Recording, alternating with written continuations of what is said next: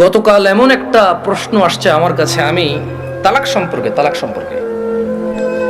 কথাটা মনোযোগ দিয়ে শুনবেন। এখানে অবিবাহিত কারা আছো? হাত তোলো তো, অবিবাহিত কারা আছো? ঠিক আছে। আরে হাসার কি, যে এই বাঙালি যেটাই কই এটা হাসে, কি দুনিয়াটা কৌতুক বানাবে। অবিবাহিত কে আছে এটা কি হাসার কিছু হয়ে গেল? কি মানে বুঝলাম না জিনিসটা। এটাও হাসার কিছু? ভাই আমি এখানে বললাম যে অবিবাহিত কারা আছে, সবাই হাসা শুরু করবে, মানে কি? কি করে শরম পাইছে? আপনাকে বলছে ওরা শরম পাইছে? কে বলছে? জবাব দিয়েছেন কি এখানে? আপনার তো জবাব তো ঠিক হয় না ওদের পক্ষ থেকে। ওরা তো বলে না ওরা শরম পাইছে, ওদের কাছে মনে হয়েছে হুজুর এখন কৌতুক করবে। বিবাহিত যারা আছো হাত তোলো তো। মাশাআল্লাহ, তাবারকা, বসেন। তো আমি তেমন কখনো ব্যক্তিগত বিষয়ে তেমন বলি না মাহফিলে, এটা আপনারা অনেকে হয়তো জানেন যারা আমাকে চেনেন। গতকাল আমার কাছে এক প্রশ্ন আসলো তালাক বিষয়ে। আমি বেশিরভাগ সময় অ্যাভয়েড করি তালাক বিষয়ে প্রশ্ন। এমনিতে আমি নর্মালি কোনোদিন কোনো ফতোয়া দিই না।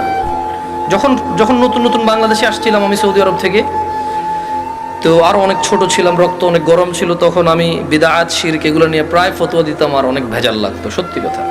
আল্লাহ আমাকে আশ্রয় দিয়েছে। পরে আমার উস্তাদরা, বড়রা যারা আছে, তারা আমাকে বললো যে জামশেদ তুমি ফতোয়া দিও না, কোরআন সুন্নাহ থেকে মানুষকে তুমি আহ্বান করো, ভালোর দিকে ডাকো, মন্দর দিকে নিষেধ করো, আল্লাহ তোমাকে যতটুকু তৌফিক দিয়েছে।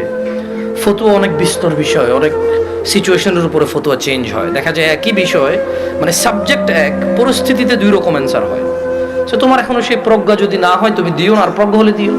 তা আমি ওনাদের কথা চিন্তা করেছি যে আমার সেই প্রজ্ঞা হয়নি যে আমি দিব। কারণ এখানে হানাফিরা বলে যে একসাথে 3 তালাক দিলে হয়ে যায়, আর শাফি হাম্বলিরা বলে যে যতবারই তালাক দেয় একবার। এখন যারা হানাফি নিজেদেরকে বলে ওনারাও কিছু দলাইল পেশ করে, আর যারা শাফি মালাকি আছে বা আহলে হাদিস সালাফি আছে তারাও সূরা বাকারার মধ্যে যেমন আত-তালাকু মাররাতান, তালাক 2 বার, মানে 2 দফায়, এভাবে দিয়ে বলে। তো আমি চিন্তা করছি এটা বড়দের বিষয়। কার বিষয়? এটা আমার ম্যাটার না, আমার এত জিম্মেদারি নেওয়ার এখনো অতটুকু যোগ্যতা হয়নি। তো বেশিরভাগ তালাকের যখন প্রশ্ন আসে, আমি বড় বড় আলেম যাদেরকে চিনি,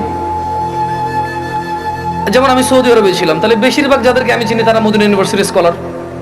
কেউ হাফার আল বাতান ইসলামিক সেন্টারের লেকচারার, কেউ রিয়াদ ইসলামিক সেন্টারের লেকচারার, কেউ আল আহসা ইসলামিক সেন্টারের লেকচারার সৌদি আরবে, যাদের সাথে আমার পরিচয় আছে খুব ছোটবেলা থেকে, আমি যাদেরকে চিনি, যারা আমাকে খুবই আদর করে। তো আমি যেটা করি, যখন এই তালাকের মাসলা মাসাইল আসে, নর্মালি কোনো প্রশ্ন আসলে আমি জবাব দিই না, কিচ্ছু রিপ্লাই করি না, কারণ আমি জানি আমি ফতোয়া দিব না, আমি ইগনোর করার চেষ্টা করি। খুব সহজ থেকে সহজ প্রশ্ন আসলো দিতে চাই না, কাউকে না কাউকে ট্রান্সফার করে দিই।